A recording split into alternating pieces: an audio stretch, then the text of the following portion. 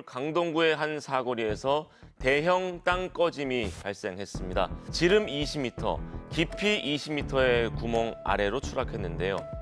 네, 수도권 곳곳에서 땅 꺼짐 현상이 잇따르며 시민들의 불안감이 커지고 있습니다.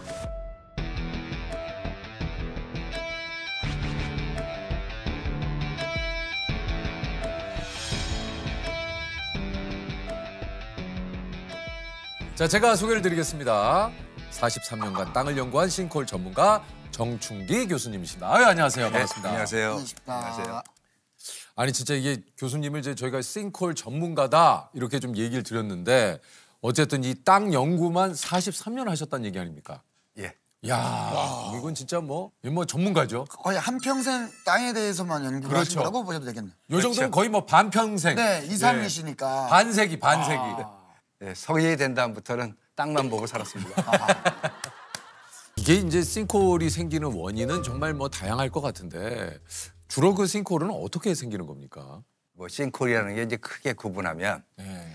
자연적으로 지질학적인 원인에 의해서 발생하는 게 있고 그리고 인위적으로 그 우리가 지하 공간을 개발하다가 생겨나는 두 가지로 구분할 수가 있는데요.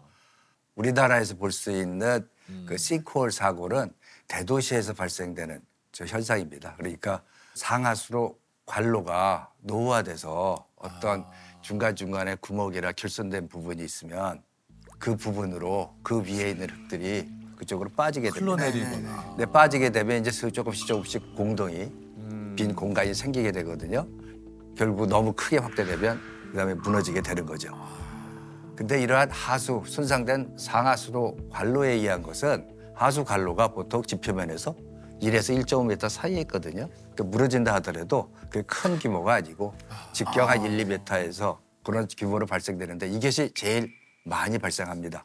사실 그전에는 싱크홀이라는 얘기를 그런 얘기가 뭔지를 사실 처음에 들었을 때 몰랐거든요. 근데 이제 일상에 우리가 뭔가 이 싱크홀이라는 게 확 와닿은 게 우리나라에서 발생하는 이런 도심 속에서의 그렇죠. 싱크홀. 예. 저게 뭐야? 진짜 사실 영화와 같은 예. 일이 아닌가라는 생각이 들었어요. 이후에도 우리나라에는 거의 매해 조금 이런 싱크홀이 굉장히 좀 이슈가 됐던 것 같아요. 서울 용산역 부근에서 갑자기 싱크홀, 3m짜리 싱크홀이 발생했습니다. 2015년 2월 달입니다. 행인이 버스에서 내려서 걸어가던 도중에 갑자기 무너지면서 두 사람이 싱크홀로 빠지는 사고가 발생했습니다. 이 사고는 옆에 펜스에서 알 수 있는 것처럼 바로 공사장 인근인데요. 공사장에서 불작 공사를 하면서 공사장 배면에 흙이 유출되면서 지하 공동이 발생하였고 그 보도에 보면 여기 조금 색깔이 진하면서 보도 블럭 사이가 좀 틈이 벌어져 있는 데가 보입니다. 이렇게 보도에서 발생하는 경우에 약간 보도가 내려앉고 조금 젖어 있는 느낌이 드는 그런 지역에서는 유의할 필요가 있습니다. 싱크홀은 계속 발생하고 있었습니다. 그렇습니까? 해마다 전국적으로는 한 200회 정도의 싱크홀이 발생하고 서울에서도 해마다 20회 정도는 싱크홀이 발생을 하고 있습니다. 와, 이렇게 많습니까? 네, 맞습니다.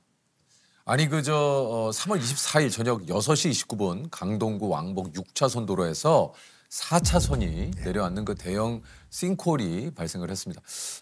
이게 참 정말 굉장히 좀 많이 놀랐거든요. 예. 서울 강동구의 한 사거리에서 대형 땅 꺼짐이 발생했습니다. 소방당국은 땅 꺼짐 규모가 현재까지 지름 20m, 깊이 20m 정도로 파악되는데 점점 커지는 상황이라고 밝혔습니다. 이게 뭐 직경이 20m에 굉장히 컸어요. 깊이가 18m까지 가라앉았으니까 아마 우리나라에서 제일 큰 싱크홀이 아닌가 그렇게 생각이 듭니다. 그리고 더 문제인 것은 인명피해가 발생했다는 것이 너무 안타깝죠. 이게 또 구조 작업이 난항을 좀 겪었어요. 예. 도로에는 항상 거기 상하수도 관로가 지나가게 되고요. 싱크홀이 발생하게 되면 당연히 상수도관은 파열이 되고 거기서 엄청난 물이 쏟아지게 됩니다.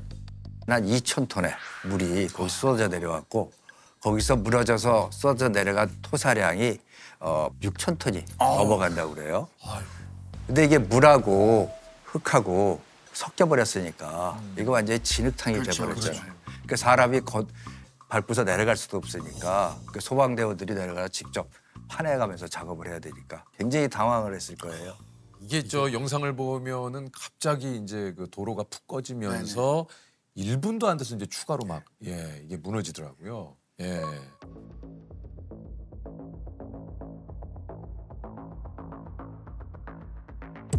그 싱크홀이 발생하게 되면 싱크홀이 발생할 주변 지관도 굉장히 약화되어 있기 때문에 연쇄적으로 싱크홀이 확대되면서 발생할 가능성이 높습니다. 그리고 이 사고에서 우려되는 점은 지금 보시는 바와 같이 저게 사고가 돼서 계속 싱크홀이 확장되는데도 불구하고 옆에서 차량이 계속 지나가고 있습니다. 그 주변을 지나가던 차량이나 사람들은 발생 지역으로부터 멀리 떨어지는 것이 바람직합니다. 이번 사고에 좀 특별한 전조 증상 같은 건 혹시 없었습니까? 비슷한 규모의 사고가 5년 전에 구리에서도 마찬가지로 발생을 했었습니다. 그 구리시에서 집안 한 번 발생된 데도 이 강동구 명일동 이 지역이랑 직선거리로 5km밖에 안 떨어져 있습니다. 그래서 아마 지질학적인, 지형적인 원인에 의해서 발생한 집안 특성이 양쪽이 유사할 거다라고 생각이 들고요. 그리고 또 하나는 두 구간 다 그 하부에 도로 하부에서 터널 공사를 하고 있었고요. 하필 터널 막장이라고 그러죠. 제일 끝단. 네네. 그 끝단이 제일 위험하거든요. 그런데 그 끝단 있는 데서 양쪽 다 무너졌습니다. 일상에서 사실 우리가 이제 싱크홀을 어떻게 하면 좀 조심할 수 있을까? 사실 이런 싱크홀의 전조 증상이라든가 이런 걸 알아내기가 그렇죠. 참 힘들잖아요. 이거 방법이 없을까요? 지금 지하 굴착 공사할 때 다른 나라에서는 상시 모니터링을 하고 그 기술자들이 판단했을 때 위험 기준이 넘어진다 그러면 실시간으로 그거를 경보하는 시스템을 운영을 한다고 그래요. 우리 요새 지진이 발생하거나 그렇죠. 또 무슨 사건이 발생하면 문자 문자 메시지가 오죠. 전부 다 네네. 오잖아요. 그런 것처럼 일반 시민들한테 SNS를 알려주는 그런 시스템을 운영을 한다고 그러더라고요. 해외에서 그런 곳이 있군요. 예. 아하, 그렇군요. 그러니까 이제 뭐 국가적인 시스템이나 사회적인 시스템이 갖춰야 되는 문제지 사실 어떻게 보면은 우리 그 일상을 그냥 이렇게 그렇죠. 바쁘게 보내고 살아가는 계신 분들한테는. 보내고 계시는 분들이 이런 것들을 특별하게 우리가 알아서 미연에 방지하기는 사실 현실적으로 쉽지는 않다라는 얘기신 것 같아요. 이게 어찌됐든 다시는 또 이런 사고가 일어나지 않게 이렇게 미리 조금 그 예방하고 이런 것들에 대한 또 조사도 또 지금 철저하게 좀 이루어지고 있죠. 여러 가지 방면으로 조치가 취해지고 있는데요. 우선 첫 번째로 아까 얘기한 하수관로에 의한 그 사고를 예방하기 위해서 노후화된 하수관로를 교체하는 작업이 좀 더 예전보다 좀 신속하게 진행되고 있고 앞으로도 진행되리라고 생각하고요. 두 번째로는 이미 손상된 하수관에서 지하에 공동이 발생했다면 그것을 찾는 작업을 해야 됩니다. 그래서 그 레이더를 이용한 탐사 기법을 이용해서 땅속에 있는 공동을 찾는 작업을 하고 그게 발견이 되면 하수관을 교체하고 대부하는 그런 작업도 하고요. 그리고 또 하나 이것들이 전부 다 지하의 공간에 관련된 여러 가지 정보가 없어서 그렇거든요. 그렇죠. 그래서 우리나라 대도시를 중심으로 해서 3차원으로 그 지하 공간에 관련된 집안의 특성 그리고 어떤 지하철이면 지하철, 관로면 관로 그게 어느 위치에 어떻게 매설되어 있는지 그 지도를 만들겠다 하는 작업을 현재 추진 중인 것으로 알고 있고요. 사람들이 먼저 위험을 감지할 수도 있습니다.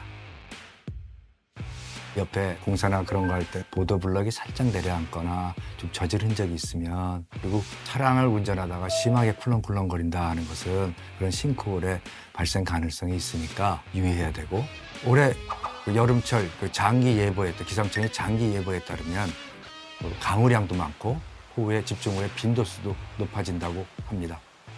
특히 하수관 손상으로 인한 싱크홀은 집중호우하고 매우 관련이 높습니다. 올 여름부터도 이러한 싱크홀 발생에 대해서 우리가 조금 더 경각심을 갖고 미리 준비를 해야 됩니다.